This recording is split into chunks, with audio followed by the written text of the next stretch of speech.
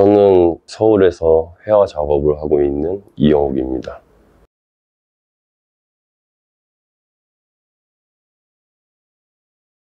저는 2019년도부터 패턴 시리즈 작업을 진행해 왔었는데, 지금 또한 그런 패턴에서 도출된 반복적인 이미지들을 사용하여 회화를 임하고 있습니다. 패턴 시리즈를 통해서 강조하거나 은폐되거나 그러한 요소들이 보이기 시작했고, 그때는 패턴처럼 일률적으로 느려진 부분들이 있었더라면 지금 같은 경우는 파편들이 막 돌아다니는 느낌으로 제작이 되어서 거기서 오는 불안적인 요소까지 보이게 되는 것 같습니다. 물론 불안적인 요소가 제가 나타내고자 하는 주 목적은 아니고요. 반복이라는 어떤 형식을 통해서 어디까지 반복에 대한 내용을 계속 확장시켜 나갈 수 있는지에 대한 의문을 갖고 제작을 하고 있는 중입니다. 새로운 이미지를 제안하기 위한 목적으로 반복이라는 방식을 제가 가지고 왔는데, 그 의미로 틀의 변형이라는 제목을 짓게 되었습니다. 제가 알고 있는 어떤 반복적인 개념을 좀 확장시키기 위한 내용으로 사용을 했었고, 틀이라는 거는 어떤 경직성일 수도 있거든요. 반복이 경직되어 있는 하나의 형식이라고 생각이 들었었고, 우리가 일반적으로 알고 있는 반복적인 어떤 형상보다 또 다른 반복적인 이미지의 느낌이 있지 않을까에 대한 궁금증에서 계속 질문하면서 연구하고 있는 중입니다. 그래서 틀의 변형이라는 것도 어떤 반복적인 것에 확장시키기 위한 목적으로 그런 제목을 정했습니다.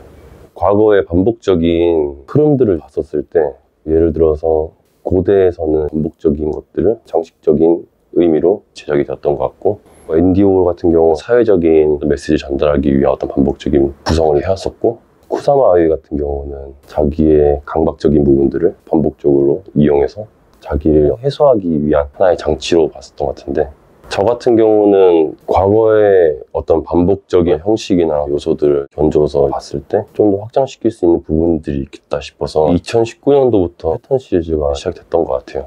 사람들이 보통 당연한 이미지가 다르게 보여지면은 불안하게 느껴진다 생각하거든요. 결국 그려진 이미지들도 원래 이런 이미지가 아니었었는데 이렇게 보이기 때문에 불안한 느낌을 받는 거라고 생각이 들거든요. 제작을 하면서도 거기서 많이 희열을 느껴요. 저는 불안을 설명하고 싶은 건 아니었던 것 같은데 그냥 보여지는 것 같아요. 작품 안에서 기호화된 이미지가 있긴 있는데 사실 형용할 수 없는 내용이라고 생각하고요. 대체적으로 사용되고 있는 기호의 방식이라면 어떤 네모난 틀 내에 얼굴을 가득 채운다든지, 어떤 거는 느려뜨려 넣었는데 일률적으로 한 줄로 세우는 것도 있고, 이미지 자체가 하나의 제스처인 것 같은데, 이게 작가로서의 하나의 기호보다는 이미지가 노출되면서 나타나는 하나의 기호 같아요. 익숙한 소재로 익숙하지 않은 이미지들을 만들려고 하는 것 같아요. 아마 익숙한 이미지이기 때문에 조금만 변형시켜도 아주 강하게 조작된 이미지처럼 보이겠죠. 눈을 3개 이상 그려졌을 때는 인간이나 침팬지의 이미지긴 한데 뭔가 다른 느낌으로 오기 시작하고, 어떤 신체가 화면을 가득 채우게 되었으니 이게 또 다른 존재로 보이게 되고요. 그리고 최근에 영장류들을 실험 대상을 한 과거의 영상들을 보게 됐었거든요. 처음에 이 이미지를 선택할 때도 은연중에 실험 대상이라고 생각하고 작업하게 됐던 것 같아요. 인간에 대한 이야기를 하고 싶었던 것도 있었는데, 침팬지가 인간의 본성이라든지 형태들이라든지 그것들을 잘 보여주는 것 같아요. 예술의 본질적인 거는 결국 인간에 대한 이야기를 하는 거라 저는 생각이 들거든요. 침팬지나 사람이 저한테는 그냥 가벼운 소재인 거고, 오히려 반복이라는 그 형식 자체를 대상으로 두고 제작하고 있는 입장이어서 침팬지가 어떤 내용을 전달하고 있지, 어떤 의미를 갖고 있지에 집중을 하시는 것보다는 반복적인 요소들에 대해서 좀 더 보시면 좋을 것 같다고 생각이 듭니다. 저는 제목을 정할 때는 최대한 자유롭게 하려고 해요. 전시명 자체가 틀의 변형인데 작품 제목 자체도 하나의 어떤 틀이 될 수 있을 것 같아서 거기서 좀 변화를 주고자 한 실험 방식이라 생각하고요. 예전에는 가상일기에 있던 내용을 요즘 들어와서는 그 작업을 하면서 떠오른 어떤 개인적이고 주관적인 것들, 아니면은 어느 정도 아이디어 스케치가 나왔을 때 있었던 일들을 가지고 이제 작품 제목을 정하는 경우가 있습니다. 처음에 너무 길다 보니까 한눈에 들어오지 않아서 사람들이 이해하기가 좀 어려울 수도 있겠다라고 생각이 들었었는데, 연결이 안 되는 느낌이 있다고 하더라도 문장의 이해하기에 따라서 작품도 좀 다르게 보일 수도 있고 사유할 수 있는 계기도 좀 줄 수 있다 생각했거든요. 관객들 입장에서는 좀 능동적으로 정답은 없으니까 즐거운 감상 방법을 찾고자 했던 것 같습니다. 얘네들이 저한테 어떤 실험체로 등장을 하다 보니까 얘네들이 어떤 감정을 갖고 있을까에 대한 궁금증이 생기기 시작했었어요. 그러다 보니까 작품 제목도 실험 공간에서 침팬지의 생각들을 제목으로 설정해 둔 것 같고요. 이 손 같은 경우 20개의 손에 있던 이미지를 다시 갖고 와가지고 제작이 된 거고요. 거기서는 손이 마치 흉골처럼 설정이 되어 있었다면은 이건 나무 줄기나 어떤 기둥 느낌을 연상케 했던 이미지인 것 같아요. 어떻게 보면은 이 작업 같은 경우는 전시장에 있는 작품들의 총집 합체가 된 것 같습니다. 거리를 두고 봤었을 때는 어떤 무작위의 이미지들이 뭉쳐 있구나 라는 식으로 받아들였다가 좀 가까이 가서 재현된 이미지들을 보면 반복적으로 보이기도 하고 보이지 않고 그 지점이 반복이라는 개념을 확장시킬 수 있는 지점이라고 생각을 해가지고 이러한 작업을 좀 진행했던 것 같습니다. 사람 신체에서 흉골 부분을 제가 이미지화 시킨 거거든요. 근데 흉골의 뼈를 사용한 게 아니라 침팬지의 손을 갖고 와서 어떤 영장류의 흉골의 이미지를 만든 건데 그게 어떻게 보면 대체된 이미지라고 저는 생각이 듭니다. 뼈의 이미지가 아닌 침팬지의 손의 이미지들이 모여서 인간의 흉골의 이미지를 만들어진 것 같아요. 신체들을 위치를 변경시키고 조작을 한 건데 결과적으로 나온 이미지가 짐승 같은 느낌이 들더라고요. 작품명 중에 치즈 돈가스는 어느 부위신가요? 라는 제목이 있는데 제 작업실 주변에 진짜 맛있는 돈가스 집이 있어요. 거기서 이제 아이디어 구상 중이었는데 처음엔 치즈 돈가스의 어떤 이미지를 생각했다가 오히려 치즈 돈가스를 주문하는 사람의 어떤 이미지가 나왔으면 재밌겠다라고 생각이 들었던 거예요. 그래서 어떤 이미지면 좋을까에 대해서 좀 고민하다가 돈가스 좋아하게 생긴 얼굴 그런 이미지가 나왔으면 좋겠다고 생각이 들었고 저만의 방식을 통해 가지고 만들어진 이미지입니다. 최근에 30대가 되니까요 사주에 관심이 가게 되더라고요. 제가 어떤 방향으로 지금 가고 있는지 그리고 어떻게 될지에 대한 궁금증이 생기더라고요. 그 목표를 잘 이룰 수 있지 않나 고민도 들기도 하고 근데 온라인 사주를 좀 보고 나서 몽롱한 상태에서 이를 닦으려고 했는데 무의식적으로 치약을 짜야 된다는 거를 클렌징 폼을 짜가지고 이를 닦고 있는 상황이었어요.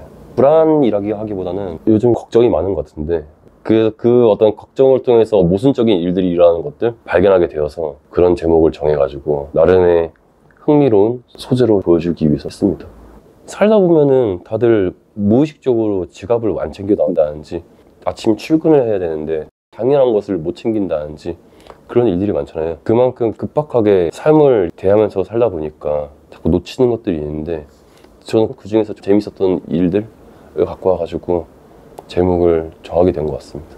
목줄 없이 산책하는 개 같은 경우는 자커보 발라의 산책하는 개라는 작품을 가지고 와가지고 연구하게 된 작업이고요. 강아지가 산책하는 그 모습을 연속적으로 늘어뜨려 놓으면서 움직이고 있는 이미지를 만들어 놨는데 자커보 발라의 그 어떤 역동적인 부분을 저만의 방식으로 변환시킬 수 있을까 고민을 하다가 제가 평소에 다루고 있는 어떤 반복적인 형식을 썼습니다. 어떻게 보면 약간 디지털적인 느낌이 들 수도 있는데요. 그게 또 동시대적인 이미지라고 생각해가지고 그렇게 제작이 된 부분도 있는 것 같고요. 자커보 발라가 다뤄왔던 어떤 연속성이라든지 그때 미래주의에서 다뤄왔던 그 내용들을 동시대에서는 어떻게 보여줄 수 있을까? 질문을 통해서 그 이미지가 이제 생성이 된 거죠. 즉흥적으로 매체 설정을 하는 것 같고요. 그림 같은 거는 현실적인 느낌이라보다는 가상의 느낌이 있다고 봤을 때 조각 작품을 이렇게 두게 됨으로써 좀 더 현실적인 느낌으로 보일 수도 있을 것 같고 결국 조각 작품이 놓여지게 된 이유는 어떻게 보면은 매체 확장이라고 보면 될 것 같고요. 캔버스에서 제가 다루었던 형식들이 조각에서도 일하는 것들을 보시면은 좀 더 재미있게 보실 수 있을 것 같다 생각해서 준비를 했습니다. 이미지를 이제 만들다 보면 작가의 제스처를 안 보여주려고 하는 것 같아요.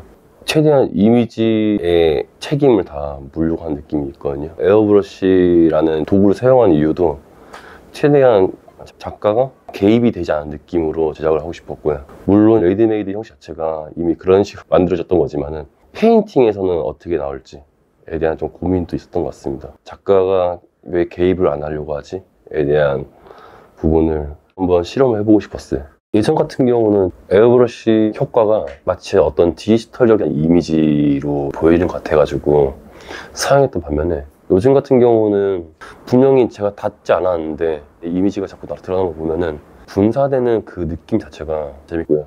작가의 어떤 감정적인 것들을 숨기기 위한 하나의 방법이었던 것 같고요.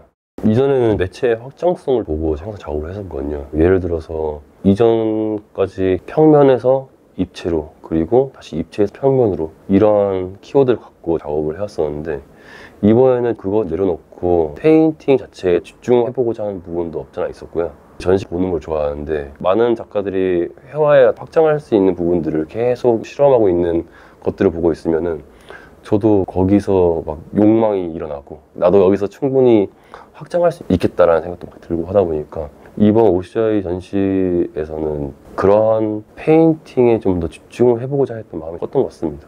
이전 시리즈 작품들을 봤을 때 귀엽거나 캐릭터성이 좀 강한 이미지들이 이제 등장을 해가지고 어떤 패턴의 이미지들을 만들어 놨었는데, 요즘 같은 경우는 재현 자체에 많이 집중하고 있는 것 같고요. 사실적인 구상 이미지로 제작을 하고 있는 것 같습니다. 이전 전시 같은 경우는 사람의 피부를 통해 가지고 인간의 본질적인 어떤 이야기를 하고 싶었던 스토리적인 게 좀 강했던 것 같고, 이번 전시 같은 경우는 그런 내용이 좀 많이 빠지게 되었고요. 이미지에 점을 두게 되어서 작업이 제작이 되었는데 딱 형식만 봐도 반복에 대한 부분을 얘기하고 싶었고요.